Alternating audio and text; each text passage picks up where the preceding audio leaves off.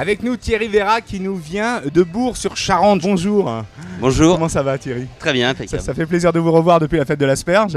Exactement, et puis 2 ans déjà, les étoiles des piqûres. Alors on va faire on va revenir un petit peu en arrière. Donc vous êtes parti en voyage avec votre père. Vous avez fait un peu le tour du monde, on va dire. En tout cas, l'Afrique était un pays qui était important pour vous.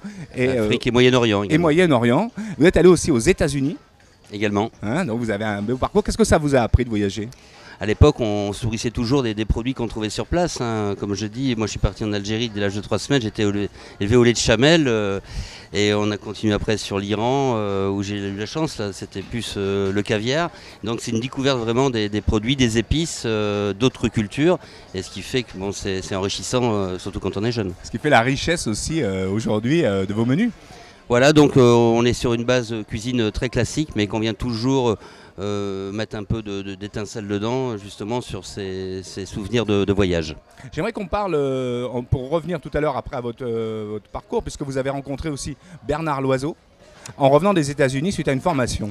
Tout à fait, voilà, c'est une grande rencontre, donc c'est vraiment Bernard est la personne qui m'a vraiment ouvert les yeux sur la simplicité dans la cuisine, la qualité du produit, une cuisson en assaisonnement, des jus très très courts, des sauces comme il disait à l'époque à base d'eau, donc très peu de crème, très peu de beurre et vraiment le respect du produit. Et à l'époque déjà en 1985 c'était très innovant, c'était une cuisine beaucoup plus digeste qu'elle l'était auparavant. Et après toutes ces expériences, en 89, vous revenez là-bas dans votre village, oui, village natal, parce que Bourg-Charente est à 4 km de Jarnac, donc sur les bords du fleuve, donc dans un endroit qui est charmant, vraiment au bord de l'eau, avec les canards, les cygnes, en face du château Grand Marnier. Ouais. Et puis cette année, une nouvelle adresse donc à Ronces-les-Bains, donc ça s'appelle La Plage de la Ribaudière, donc qui est un restaurant éphémère qu'on a ouvert directement sur la plage pour 3 mois. Pour continuer un peu, vous devenez ambassadeur des chefs en fait de la région Poitou-Charentes. Voilà, donc j'étais très très longtemps vice-président des tables gourmandes du Poitou-Charentes. Donc j'ai arrêté mon mandat cette année, donc maintenant effectivement je suis ambassadeur de toutes ces tables du Poitou-Charentes. Plus pour les opérations hors région et plutôt pour l'international. Alors on sait que maintenant la région Aquitaine va fusionner avec la région Poitou-Charentes. En quoi ça va être intéressant pour vous cette fusion? C'est une grande question parce qu'effectivement c'est tout nouveau pour nous.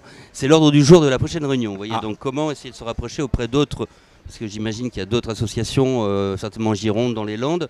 Donc je pense que ça va faire l'objet de rencontres, d'échanges, de savoir comment on va pouvoir gérer cette très grande et belle région que sera la région Poitou-Charentes-Aquitaine. On va parler de votre présence ici aux Étoiles des Piqûres, c'est pas une première pour vous ici. Non, c'est la deuxième. Qu'est-ce que vous en pensez de ces épicuriales? Je vois que c'est un succès qui ne se dément pas, il y a toujours autant de monde, ça fait vivre la ville, je l'avais déjà souligné il y a 2 ans, c'est vraiment exceptionnel, on en est presque jaloux en Charente. Mais il faut en installer en Poitou-Charentes maintenant. Exactement, c'est une excellente idée, vraiment les restaurateurs vont au contact des clients, je vois ça, même l'après-midi, ça navigue, ça bouge, c'est vivant, bravo. Alors ce soir, donc présent ici aux Épicuriales, c'est quoi le menu? On va commencer par l'entrée. Alors l'entrée, ça va être une escalope de foie gras qu'on va faire cuire à la vapeur, donc une vapeur à 100 degrés, donc très très rapidement de manière à venir saisir le foie gras pour qu'il se tienne, qu'on garde ce côté croquant et chaud. Et donc on va faire un contraste avec un bouillon d'infusion d'anguille fumée dans d'une eau d'asperge et qu'on va servir à 0 degré très très glacé. Donc un contraste chaud-froid. Et tout ça, on va amener également de la fraîcheur avec tous les petits primeurs du moment, des petits pois, des févettes, des asperges. Ensuite, on a prévu de faire un homard bleu de l'île d'Oléron, donc parce que nous, Charente-Maritime, on a quand même la proximité de la mer. Et puis on y a bien sûr le produit du pays phare, le produit phare qui est le cognac. Donc on est venu enivrer ce homard avec du cognac, une pointe d'estragon qui est un grand classique de la cuisine française. Et pareil, on va travailler avec les premières truffes d'été charentaises. Et cognac, bien sûr, encore du Poitou-Charentes. Le cognac, forcément, nous on est nés dedans. Je suis également propriétaire d'un petit vignoble à cognac. Et on a une cognathèque de plus de 340 références, donc on a tous les plus grands cognacs où les gens là au quotidien viennent découvrir.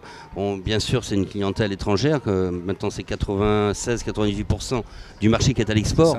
Donc on a surtout une clientèle asiatique, russe, américaine, qui viennent dans nos murs pour justement découvrir toute cette diversité du monde cognacé. Alors je sais qu'il y a des cognacés qui nous regardent, puisque nous travaillons aussi, nous avons avec des maisons de cognac comme Martel. Tout à fait. On les salue. Qui fête ses 300 ans, qui fête ses 300 ans cette année. Et nous, on sera présent, Bordeaux TV, justement, du 1er au 4 juillet, au Cognac Blues Passion, avec Lenny Kravitz en tête d'affiche. Tout à fait, il y a une belle sélection cette année. Je pense que ça va être un festival qui va bouger. Et pour le dessert? Alors pour le dessert, on a fait un délice meringué aux petits fruits rouges de saison, donc là quelque chose de également très très frais, qu'on a associé avec un caramel au pinot des Charentes, parce que bien sûr on a le cognac, mais on a également le pinot, et donc on a ce côté un peu fruits rouges sur un pinot rosé qui va très très bien se marier avec l'acidité du fruit rouge, donc ça contrebalance avec le pinot qui est un peu plus sucré.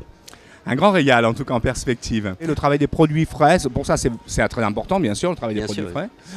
Vous aimez ça, de faire en public comme ça? J'aime ça, j'en ai même fait un ouvrage il y a 12 ans qui avait été un beau succès de librairie, où justement on jouait la transparence, où on a écrit un bouquin sur tous nos fournisseurs. Alors qu'à l'époque ça se faisait pas trop, on était plutôt secret dans ce domaine-là, et nous on avait vraiment voulu ouvrir en disant voilà qui fait les carottes, voilà qui fait le melon, voilà qui fait le cognac, et de manière à ce que la clientèle ait une traçabilité et puisse mettre un visage sur le nom d'un producteur. Ça s'appelle comment ce livre? Carnet de saveurs en pays de cognac. Carnet de saveurs en pays de cognac.